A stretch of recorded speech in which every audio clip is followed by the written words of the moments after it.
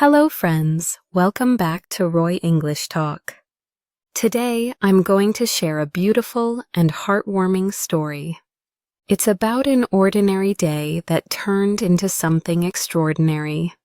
A story filled with laughter, challenges, a little bit of fear, a lot of friendship, and yes, even a spark of unexpected love. So sit back, relax, and let your imagination walk with me. This is Shopping Day Surprise, a story of friendship, courage, and unexpected love. You ever have one of those days that starts so ordinary, so painfully routine, that you'd bet your last dollar nothing interesting could possibly happen? That was Mia's day, a grocery list in her hand, earbuds in, heart half asleep. She wasn't looking for anything more than almond milk, avocados, and maybe some peace from the chaos of life. Her biggest hope? To get home before the rain started. But what if I told you that on that same ordinary shopping trip, Mia would meet someone who would completely change her life? Not through magic, not through fate, but through a moment, small, unexpected, and raw. A moment that would make her question everything she thought she knew about herself and the people around her. What started as a random bump of carts turned into a spark of connection. What followed was a test of courage, and in the end, something beautiful, a new friend, a battle fought side by side, and love that grew from silence, laughter, and truth. This isn't a fairy tale. It's a story about how the everyday can become unforgettable when you least expect it. So are you ready to see how one shopping trip became the start of everything? A simple plan.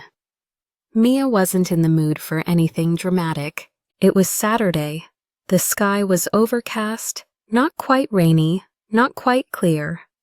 She wore her favorite hoodie, the one that had seen too many laundry cycles and smelled faintly of cinnamon from a candle she'd knocked over 2 days ago. Her plan was simple: get groceries, grab a smoothie from that little cart by the entrance, and be home before noon. No distractions, no detours. She had always liked structure. Maybe it was because the rest of her life felt anything but structured. A job that barely paid enough to cover rent, a roommate who played EDM at 2 a.m., and a family who thought texting once a month counted as being close. Grocery shopping was her escape. Just her, a cart, and quiet choices. She walked into the store like she'd done 100 times before. The air conditioning hit her first. Too cold, too strong. She pulled her hoodie tighter. She reached for the basket, but paused. No cart today. She had time. She'd stroll. Maybe pick up something spontaneous for dinner, like frozen dumplings or overpriced oat milk ice cream. The aisles felt familiar, comforting even. First, the produce section. She took her time, choosing each avocado like it held secret meaning. A gentle squeeze here, a careful roll there. She wasn't just shopping, she was curating. These little routines helped her feel like life made sense. As she turned toward the dairy section, a mom with 3 kids was arguing over yogurt flavors. One wanted blueberry, the other wanted vanilla, and the third, well, he was busy climbing the side of the refrigerated case like it was Mount Everest. Mia smiled, not because it was funny, but because it reminded her of chaos she didn't have to manage. Then, halfway through aisle 4, her phone buzzed. A text from her roommate. "Don't forget the almond milk, and maybe something for your soul, LOL. Classic Jamie. She rolled her eyes and typed back, "Avocados are soul food." Maximum assistant. Scent. She moved through the aisles, humming along to whatever soft pop playlist the store had on. It was peaceful, predictable, until it wasn't. Because just as she reached for a box of cereal, a generic brand of cinnamon squares, a second hand reached for the exact same box. There was a pause, the kind that's too long to be casual but too short to be awkward. Her eyes met his, striking, calm, curious. He smiled first. "Oh, sorry," he said, pulling his hand back. "Didn't mean to interrupt your cereal destiny." Mia blinked, then laughed, not out of politeness, but because it caught her off guard.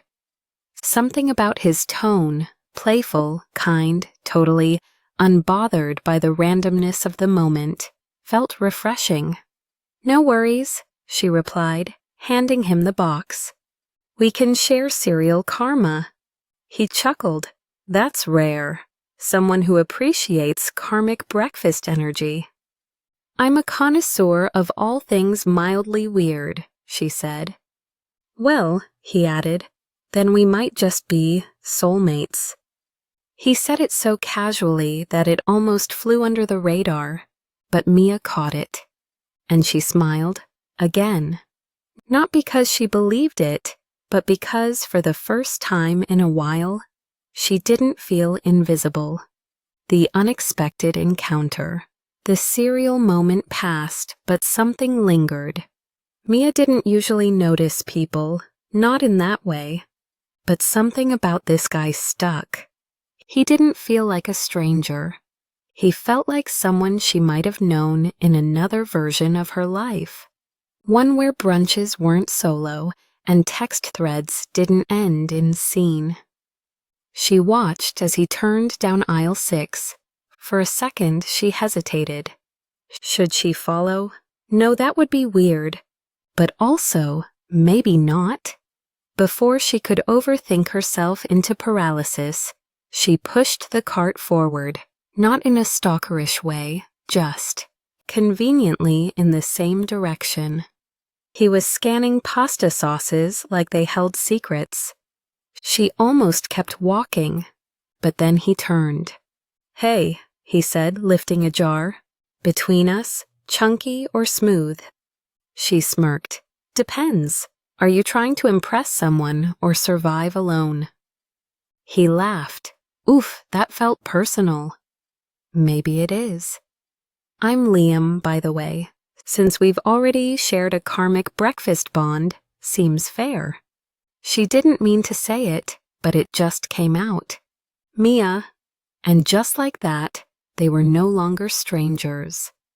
What followed wasn't magical, not in the movie sense. No orchestra swelling in the background. No sudden spotlight. Just two people pushing carts and accidentally walking side by side. Talking about brands of hummus, arguing over whether pineapple on pizza was criminal, and mocking the absurd prices of organic crackers. It was easy and rare. Mia couldn't remember the last time someone made her laugh in a grocery store, or asked her questions that weren't surface level.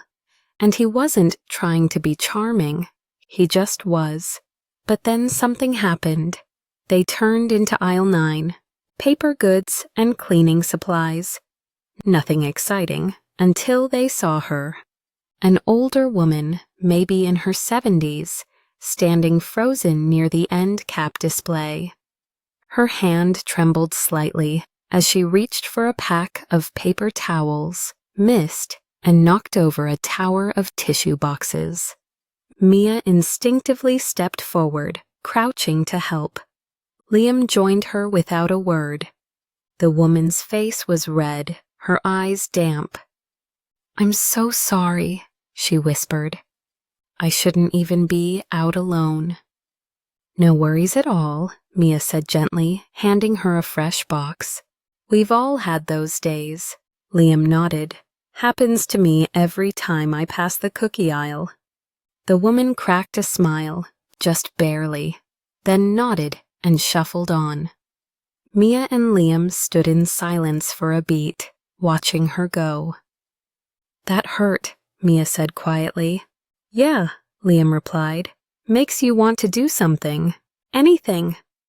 She looked at him then, really looked. There was something in his eyes, not pity, not sadness, empathy, deep and real. They continued walking, but the mood had shifted. Their conversation got slower, softer, less about snacks and more about stories. He told her about his grandmother, who'd raised him after his parents divorced. How she'd battled Alzheimer's for years before passing the previous winter.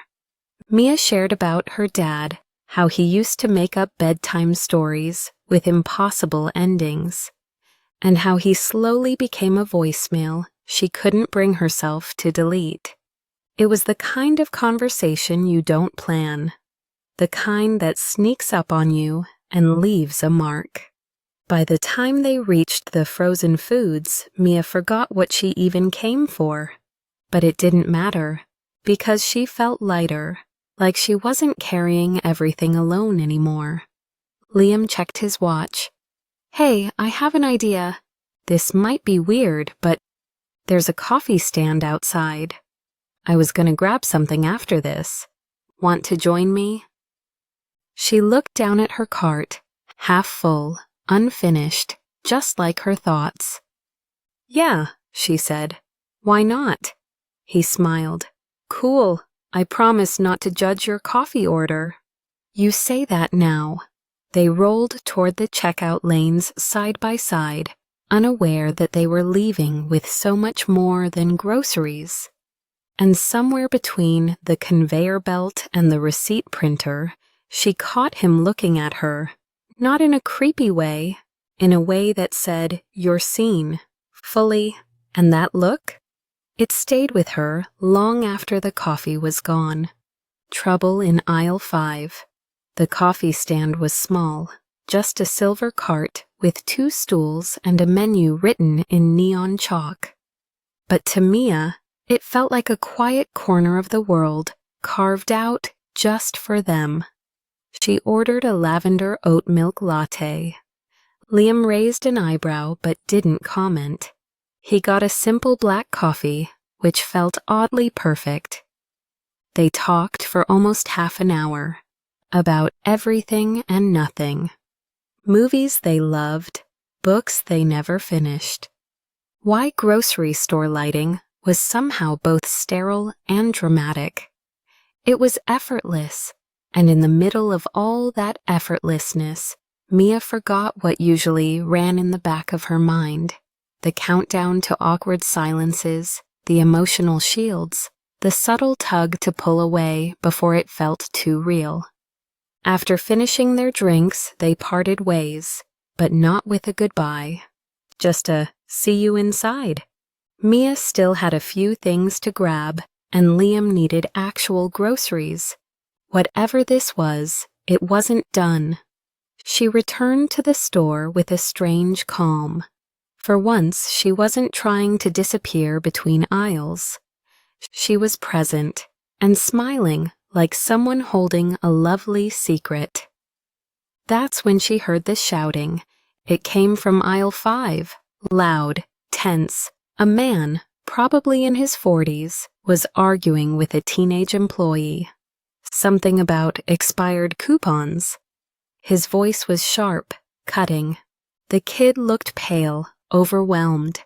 Customers nearby were either pretending not to notice or slowly backing away. Mia froze. She hated conflict. Her instinct was to turn around, mind her business, but something inside her wouldn't let her move. Then Liam appeared, not from nowhere. He'd just rounded the corner. But the timing felt like a movie cue. He didn't hesitate. He stepped in, calm and firm. "Hey, sir," he said, voice level. "It's not this kid's fault. If you've got a complaint, maybe take it to customer service." The man scowled. "Mind your business." "I would, but you're yelling in the cereal aisle. Kind of hard to miss." The teen shot Liam a grateful glance. The angry man muttered something under his breath, then stormed off. It was over fast, but the tension lingered in the air like static. Mia finally stepped forward. The employee gave a quiet "thanks" and shuffled back to restocking, clearly shaken. She wanted to say something, but Liam had already said enough. Not too much, just enough. Liam turned to her, exhaling.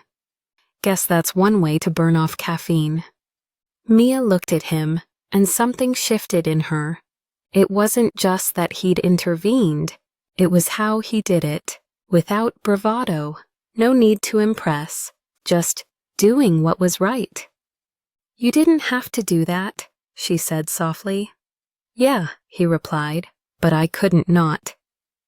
They stood there, the aisle now oddly quiet, and in that stillness, Mia felt something unfamiliar. Safety. Not in the store, in him. It was a feeling she hadn't known in years, that someone had your back without asking anything in return. They walked the next few aisles together in silence. But it wasn't awkward, it was full. And somewhere between the canned soup and boxed rice, Mia realized this wasn't just a surprising connection. It was something rare, and it was just getting started. A deep conversation. They wandered toward the frozen section again, partly because Mia remembered she still hadn't picked up those dumplings, partly because neither of them wanted the moment to end. The store had quieted. The rush hour crowd had thinned, leaving behind a soft echo of carts and quiet playlists. Mia reached for the dumplings. Liam grabbed frozen berries. But the air between them had changed. Not tense, just heavier, like something needed to be said. Liam was the first to break the silence. "Samo, I've got a weird question." Mia glanced at him, curious. "Hit me. If you could go back and change one conversation in your life, just one, would you?" She paused, not because it was too deep, but because it was exactly deep enough. "Yeah," she said finally. "A conversation with my dad, right before he got sick. He wanted to talk, and I was too busy. It wasn't even about anything big. He just wanted to talk, and I brushed it off. If I could go back, I'd sit down. I'd ask him to tell me one more of his dumb stories. The kind that made no sense, but made me laugh anyway." Liam didn't respond immediately. He looked at the floor, then back at her. "I get that. My grandma used to leave voicemails every Sunday. Nothing special, just her rambling, and I used to delete them. Now I'd pay anything to hear one." Mia nodded. There was no need to fill the space between their stories. The silence was enough. It was the kind of silence that doesn't need explaining. The kind that says, "I see you. I've been there too." They sat down at the bench near the seafood section. Not the most romantic spot, but perfect in its own odd way. Mia pulled her hoodie sleeves over her hands, something she did when she felt exposed. "You ever feel like the world's moving so fast you can't catch your breath?" she asked. "All the time," Liam said, "like I'm sprinting but still behind." She gave a half laugh. "Exactly, and the weirdest part? Sometimes I don't even know what I'm chasing." "Maybe it's not about chasing," he said. "Maybe we're just trying not to be forgotten." That hit her harder than she expected. "I think that's it," she whispered. "I don't want to disappear, but I also don't want to take up too much space. It's like, I want to be seen, but I'm scared of being truly known." Liam nodded slowly.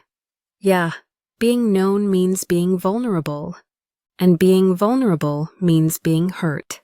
Again. They sat like that for a long time, not speaking, not needing to. Everything that mattered had already been said, not through words, but through the way their eyes met, the way they didn't flinch or look away. Eventually, Liam stood. "Come on," he said. "Let's check out before they close." Mia smiled, not the polite kind, the kind that said, "Thank you for showing up." As they headed to the front of the store, something had changed. They weren't just two people who bumped into each other over cereal. They were two people who, in the quiet corners of an ordinary place, had shared something real, the moment of courage. They reached the checkout line, slow, long, and humming with small talk and beeping scanners. Mia loaded her groceries onto the conveyor belt absent-mindedly. Dumplings, avocados, oat milk ice cream she didn't really need, but suddenly wanted. Liam was at the lane beside hers, just a few feet away. They didn't talk, but they kept glancing. Those soft, not quite smiles you give when you're thinking a lot, but saying nothing. Then came the moment. The cashier rang up Mia's items. She tapped her card. Transaction complete. The line moved forward. And just like that, it was over. At least, it could have been. She could have walked out, thanked him again, waved goodbye, let the day fade like a strange, lovely dream. But as she pushed her cart forward, her chest tightened. There it was, that old voice, the one that said, "Don't make it weird, don't risk it, just go." She almost did. She almost let herself vanish into that voice, but then something shifted. She remembered Liam's words, "Maybe we're just trying not to be forgotten." And suddenly, the idea of walking away felt heavier than the fear of staying. So she stopped, turned, and walked to his lane. He noticed, his brows lifted, not in surprise, but in something close to hope. "Hey," she said, voice quiet but sure. "Hey," he smiled. "Everything okay?" "No," she said, letting out a nervous breath. "I mean, yeah, it is. I didn't want to leave without saying that this, today, meant something. I don't know what it is. I'm not saying it's fate or love at first cart collision, but it's real. And I don't want to pretend it wasn't." Liam blinked, stunned for a second, then softened. "I was hoping you'd say that," he said, "because I was too scared to." Mia laughed, a little too loud, then covered her mouth, embarrassed. "Sorry, I panic laugh." "Good," he said. "I panic rant. We'll balance each other out." They both paused. There were still people in line, still the buzz of receipts printing, kids whining for candy. But none of it mattered. Liam stepped aside, finished paying, then said the words Mia didn't know she was waiting to hear.